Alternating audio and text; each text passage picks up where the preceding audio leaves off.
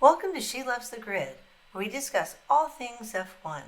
Whether it's happening on the track, in the paddock, or beyond the grid, we'll talk about it all. All right, welcome back. Here we are, She Loves the Grid. I'm Diane. And I am Claire. And let's do this about our Japan Grand Prix. Yeah. When do we start snoring? It was so boring. So boring. So boring, so boring. But there's still stuff to talk about, right? So, Yeah. aside from it being a snooze fest. Yeah. Well, one, I noticed I kept getting on my phone, just scrolling social media. I will only usually do that during a race if something very cool has happened and I want to get a video up very quickly, like during the race. I was just scrolling, reading emails. I missed probably several laps. Like it was just so boring. I saw somebody else say like it's another Monaco. And I think we have a lot of these on the calendar, but I mean, how many more years is Japan on the calendar? It was boring. So boring. I I mean, I know someone else had posted something about like it's the year of the quali being so important. Yeah, at some tracks, especially this one, like if you didn't qualify well, you just Yep. not much was going to happen. And we saw there's very little overtaking, very little change from starting grid to finishing order. Yep. Yeah, it was not fun. And even the funniest thing to me is how many drivers, somebody did a montage of all the drivers saying like, that was a really boring race, or, nobody was around me, nothing really, that was so boring. And even I think in the cool down room, which is one of my favorite parts after the race, where the drivers go and sit before the podium celebration, they had the highlights, but there weren't that many. So Oscar's like, is that it? That's all the highlights? Like there, nothing happened in the race. It didn't. Why? So Yeah. the sad part is like, Japan is for sure on my, not necessarily the race, but just Japan, the country is on my list. Like there's so much about their culture, the food, everything that I love. And the fans are so fun there. Like they are so creative with their hats. They just come out and they have such a great time. It's just a shame that the track is not that exciting. I agree. I agree. And it's right. The fans, the little mini racers that were all decked out and They're the so doll cute. placards, like everything, it's so exciting and fun. And then it's like a big letdown. And I'm not a morning person, and having to get up at 7 when I did not go to bed early. And like the two trying to keep the eyes Yeah, open, like you said, so I don't miss anything. And like yeah. there wasn't You much could to have miss. taken a mini nap and still been okay. It's like a soap opera, right? You wake up and everybody's still in the same position. It doesn't matter. Like, did anything really happen? No. Yeah, no. But we do have a few things luckily that were, the talk of the weekend. I think like Yeah. you like the rookies, right? The rookies petition to make the rookies a regular segment of our podcast because first of all, it's just fun to have rookies because last year especially when we started the year, we had no rookies. There have been no changes. And then, as the year went on, we got a few. But the rookies are crushing it. They're crushing it. We had three rookies in the top 10, finish in the top 10, Kimmy, Isaac, and Ollie. Kimmy, youngest driver to lead a Grand Prix ever because he had not gone into the pits yet, and everybody else actually that was leading had. So it was not a net, pole, but like not pole, leader.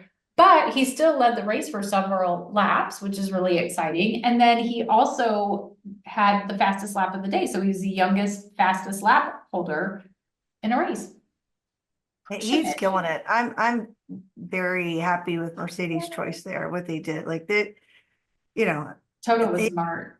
yeah, very smart. And he's such a cool kid. I loved his talk over the weekend about like needing to finish high school basically so he can focus more on racing. I'm like, you focus more, are you going to get better? Because you're killing it. Like week after Yeah. week, he's doing a great job. I mean, remember last year was like Toto just kept saying he wanted to go young, he wanted to go young. And you want somebody that's gonna come and stay, right? Like be your the face of your franchise, and that's it. I think that's exactly what they got with Kimmy, to come out and just do what he does, the way he does it, just so smooth. Yeah, that's such a good move with Kimmy, for sure, for Yeah, sure. good But I for didn't realize he was like a senior, or his last year. I just thought, oh, he's 18, he graduated. Did not know he was also having to do school. Like, that's crazy. That's crazy. I think if I was his teacher, I'd give him a pass, you know. But I love his Yeah. seriousness on it. Like he wants to do well and make sure he finishes school properly. And I like that. But all of them, I mean, Ollie was doing great. Isaac to have such a strong showing and show what he can do solidly, after his first hiccup. It's so nice to see him being consistent. I think we're going to say that word a lot this year. Yeah. Being consistent, like he's doing it, and Ollie right up there. Yeah. Really Ollie good. going into Q3, that was incredible. Esteban didn't. Ollie pulled that Haas all the way into Q3. Amazing. So good. But Isaac, going back to Isaac, like you just said, what a great weekend for Isaac. Getting points for the first time. He's so happy. Like, I love Isaac. First of all, he's funny. I love the little videos and stuff that they do over there. But yeah, good for him. I'm so happy. Like he's right up there with Ollie nowadays for me. I just love him. He's incredible. And then we had Jack, who did not have a great weekend. So we've got all these rookies over here just doing amazing, fun things, and then poor Jack. Poor Jack. Yeah, or Jack. Yeah, I really worry about him. I feel like all the things that have been said, starting from, what's his name, Fabio, whatever, said during the Drive to Survive, and all the speculation we've heard, his performance just not been stellar or even acceptable by a lot of standards, that it's just the writing on the wall. It's like the drama that F1 wants, the owners of F1 want in the grid, if you will. And it's so tenuous. And I hope that it's not that he only has a few races technically. And if that's the case, that they give him more time, because we don't, that's a big step from coming from F2 or F3 up to F1. And then, all that added pressure, just, pressure just does not help any situation, especially such a high stakes, thing that you're doing here and driving the fastest drivers in the world. Like this Yeah. is not a place to just add added stress and worry. Yeah, I think he probably is already in that boat since the beginning of the year, being concerned about every little move that he makes, right? That was said, like, but there have been some things that have happened, and you're gonna make him second guess everything that he does. And I did feel, is it transparency? Is it throwing him under the bus? Ollie Oaks came out after the crash, which I think I read was like a 50G crash. That was a brutal hit on the wall. But came out and said that it was driver error, and he tried it in a simulator and it worked. Taking turn one full out with the DRS open. And I guess like if you want it to close, but you're not gonna put on the brake, then the driver has to manually push that button, and that wasn't done, and so, it sent him into the wall, but. And part of me was kind of like, okay, but did you have to say all of that? Like, did you have to say the simulator? Like he tried it on the simulator and it didn't work in real life? Like, to me, it just felt like they were throwing him under the bus. And then you've got every Bob and Harry and whatever out there, like acting like Jack is practicing on a simulator that they all have at home. The simulators that they use for these guys are not like your little, whatever, your computer simulators at home. It's very different. So please stop it. It does make me worry. Like you said, I think, okay, we're laying the groundwork. We're building the bricks up to show like why Jack shouldn't be here. So maybe it was a plan from the beginning, or maybe, these things are happening and so they just see it as an opportunity. I don't know. I hope in a way that Alpine saw the backlash that Red Bull got for demoting Liam after 2 races, and that didn't go over well. They're rookies. They need time. They're gonna make mistakes. It happens. Wonder on that mistaken driver error, if he tried it in the simulator, how much was he encouraged to go ahead and try it on the track because it was successful? It's Yeah. one of those things. Like, how much was he encouraged to do that or not told not to do it? It's a little sus to me. Yeah, I don't like it at all, because I really do like Jack, and I mean, he's been actually out of Formula 2 for at least a couple of years now. He's been the reserve driver. Like, this is his opportunity. And if we pull him after this, he's probably not going to get another opportunity again. And he deserves it. He deserves the chance.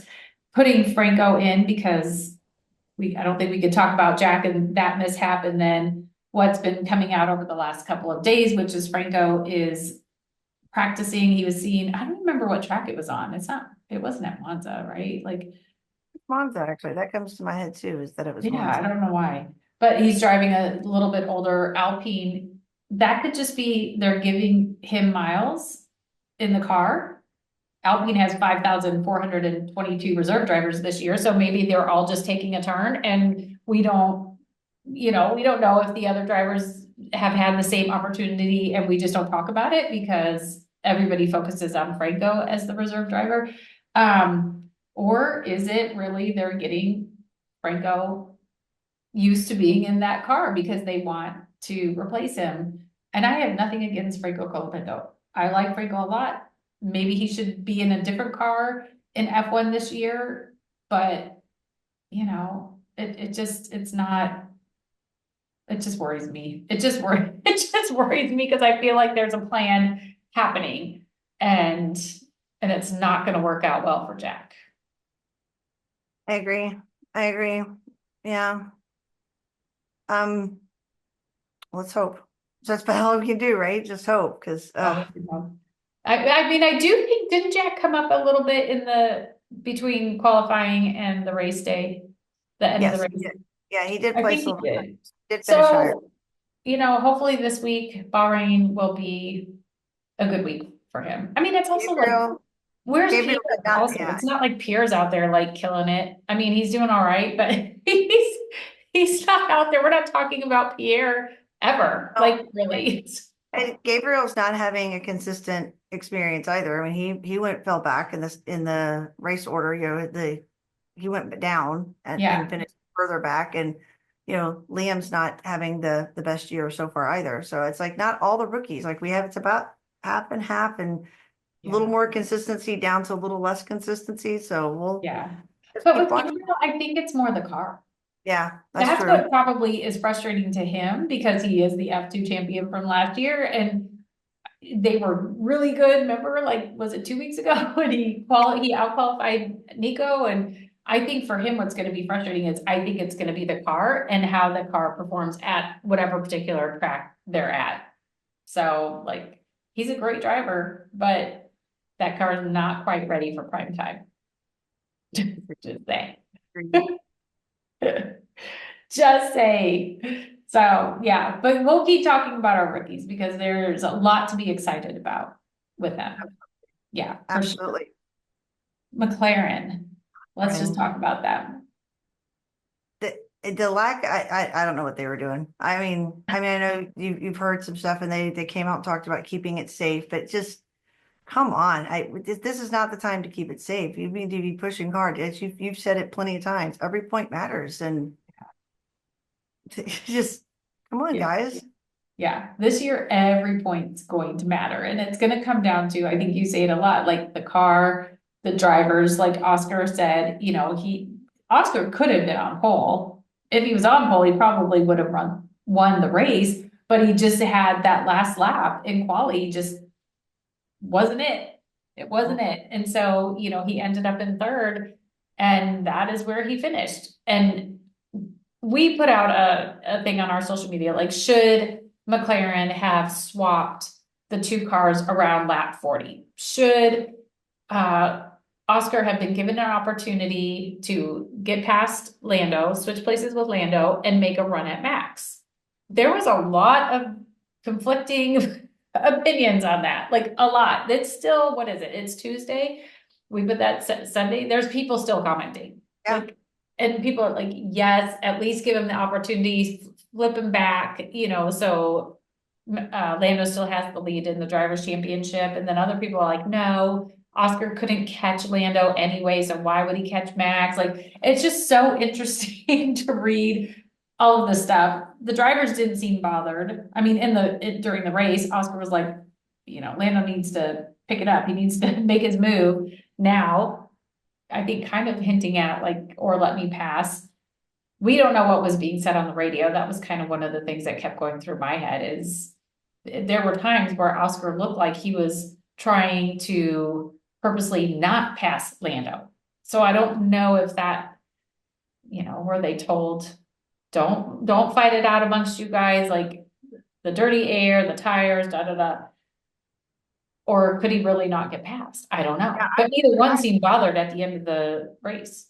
Yeah, I wondered if it was some kind of team orders thing, and because they know the radios were listened to, because they had so much of that one race where it's like, papaya rules, fight it out. Like, it was so much, controversy, and there was a lot of, I think lashback from fans about that. I don't know, I'd love to be in the room when it happens, right? Where they have these conversations and like, is this been predetermined that this is how we're going to roll it, and unless a certain code or plan happens, then Yeah. you have to do this. And like you said, maybe Oscar was trying to show that as respectfully as he could. That, hey guys, hello. Yeah, exactly. I would love to be a fly on the pit wall because they do have obviously the data. So yeah, maybe he could have, but like Andrea said, we don't want to take the chance. We want to play it safe. So let's not even try. But is that something that by the end of the season, are they going to be like, shoot, maybe we should have tried because now we need that point? But I still think regardless, okay, you're playing it safe now. You have two drivers very much in the mix for the WDC. Granted, we're only 3 races in, 1 sprint race. But at what point and how do you decide who is going to get priority? You're going to have to keep, as the season goes on, you're going to have to keep making that probably every single race. You're going to have to make that decision. So who is it? Is it because Lando's up 20 points right now because of what happened in Australia to Oscar? Does he automatically get it? Or if Oscar's faster on the track, does he get the opportunity, to do what he needs to do? I think it makes it a much more difficult conversation with Max chomping at the bit. If they didn't have a third driver so close, I mean, he's 1 point away from Lando right now. It might be easier to let them battle it out. It might be a different, decision or different discussion. But you're right. Like, how are they going to make that decision? I mean, McLaren's got a good problem to have by having 2 really good drivers, and a good car at the same time. They got to keep that strategy solid. Yeah. And they've got to be consistent. I think that's where I was going. And then I got off on a tangent, but like they all have to be good, right? Like the car has to be good. The strategy has to be good. The driver has to be good and not making mistakes. And I think that is where Max excels, is he very rarely makes a mistake. And I think I said it in one of our first couple of episodes, is like, that is why you can't count him out at all. Because if he's anywhere kind of near there, then that's all he needs is a weekend like this weekend where they didn't think they would get pole and he gets pole. Oscar has a little issue in, qualifying and, he just gets past Lando a little bit. That's all he needs. That's all he needs is to keep his foot in the door. And they take advantage of every mistake, every mishap, every lapse of strategy. And I mean, that's again, that's part of what makes F1 so exciting is it's the whole package, all of it's needed. But then you've got a team that knows how to take advantage of those and a driver that knows how to take advantage of those. Like you said, he's going to be there the whole time. They're going to be at it the whole time. It's going to make it a fun season in that sense, but frustrating at the same time. Yeah. And I think not just taking advantage of mistakes, which you have to do, but he's not making any mistakes himself, which puts him in an even better position. Like he is just consistently consistent. And so he will be hovering and trying to get another WDC. So yeah, McLaren, they say they had a plan. Okay, I trust it, but it's just gonna get harder and harder. It's just going to. So, but also Oscar, supposedly in his contract, it is literally written in there that they cannot, I don't want to say it wrong. They can't prevent him. Like if he is the faster car or whatever, like, because his manager is a former driver, Mark Webber, like smart. You know, you're on a team with another strong driver who also wants to win a WDC. I think everybody would like to see Lando get a WDC, but you're not going to do it at the expense of a driver who's doing equally as well. So you've got that in play too. Smart contract, very Very smart. smart contract. Yeah, Very smart. it's good, but I still think Oscar will be a WDC within the next 2 years, maybe this year, because I do think he's probably had a little bit better pace than Lando in Australia, and then at least at a certain point in this race in Japan. So yeah, we shall see. We shall see. And then Williams, I do kind of want to talk about them just for a second because they're my little team that can the last the last couple of years. But Alex with points in the third race in a row, all three races, he has points, which I love. I love Alex Albon. And Carlos, it was not his weekend. It was not his weekend at all. The impeding, the fine for not being at the anthem, like just I think still working on getting used to that car. Like we're getting there. But Yeah. I think so, I think what surprised me this weekend is I don't know why. I kept trying to think like why do I feel this way? I think with all of the preseason stuff and maybe even testing, I felt like Carlos was already one with the car. You know, I felt like he was already like in it and the feedback that he was giving and even the first race when he was out in Australia and he went and sat on the pit wall and the strategy, I just felt like he is fully integrated and it's okay. He's out in Australia. It was a crazy race, but here we go. And we've seen some great things in practice and that type of stuff, but he's not quite there yet with the car. So I just have to kind of keep reminding myself, like it's okay, but he's not quite there yet. But No, but I think Williams is doing a great job with I think they're more surprised than people expected. yeah, The car is doing better than they expected. But like you said, with their points, I love all the memes that they're just proudly out there saying, this was last year and here we are this year. Like they're yeah, a consistent, celebration. And it's nice to see Williams getting back to their heydays, and it's it's a very great story exciting. team. Yeah, you're absolutely right. And I think for the people who have worked there over the last several years, they do it. James's plan is going to take a while. Like, right? We talked about the spreadsheet last year and now we've got a new driver and all that kind of stuff, but they have got to be beyond excited every time a point goes up on that board. Like Mhm. everybody at the factory has to be thrilled to see that turnaround. And it's only the third race. So if we can get Carlos now up into the points with Alex, amazing. They might Yeah, be the best of the rest, best of the rest. They're gonna be in that little middle group instead of toward the bottom. yeah, and they're already showing, pretty, I mean, solid in the constructors, standings for where they're at. So Yeah. I think it's going to be good, and I'm excited to see a leader like James be the one that's helping to bring them back to their glory. To see that, because we've got such a wide range of leaders in the grid and on Yeah, the various teams that James is just showing that calm demeanor, his thought. I think he takes, it takes such feedback in a holistic approach. I love seeing it. Like you and I've talked about before, like I want to go work for you. I don't care what you need me to do at this point, because you're yeah, the type of leader that employees want to have as their boss. So it's exciting. absolutely. I love seeing Absolutely. him get the success. Yeah, I would love to work for Williams or even just take a leadership class from him, from James. Like there's some I wouldn't, you couldn't pay me to take a leadership class from them. Some at least one principal on the team, but, or on the grid, but James, I would pay money to go sit in on a class and listen to him for sure. So Yeah. it's exciting. I can't wait to keep watching them. Other huge story this week was Yuki and Liam. Speaking Yeah. of rookies, well, a rookie, but yeah, Yeah. I that have. that was like the talk everywhere. It was interesting being, Yuki's home race, the change happening now. There's so much, armchair quarterbacking about this and lots of strong opinions about the swap. I mean, at least Liam gets to keep a seat, right? He's keeping an F1 seat, and that's Yeah. huge. It's just, there's so much here. Obviously Red Bull has two teams. You've got them being able to play around four different drivers, across Yeah. the season. But Yuki, I was so excited and nervous and all the emotions for him. I'd hoped he could have done better, but I'm not unhappy with what he did, and what his final result was. So I think it was pretty solid for his last minute first week, in the car kind of thing.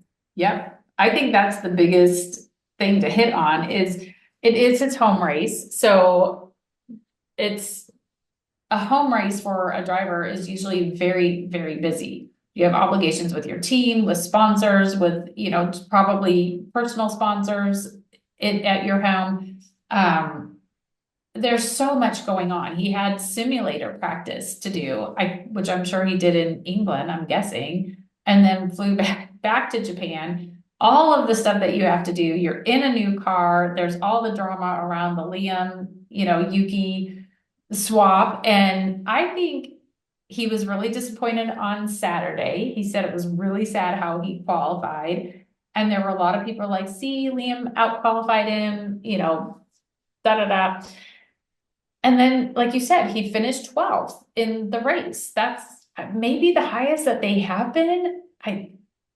I don't think Liam, no, didn't Liam get out in Yeah, I don't Australia? think I don't think he Yeah, I that don't think high. he ever got that high. So like you said, for this being jumping in last minute, all of the obligations that you have with this being your home race, all the pressure that comes along with the last minute swap, I think he did pretty good. And he did say that the car surprised him a little bit between the simulator and actually being on track. It had a little bit more oomph than what he experienced in the simulator. So again, we're talking about Lewis and Carlos and the rookies all needing to get used to their cars. Nico, same way, right?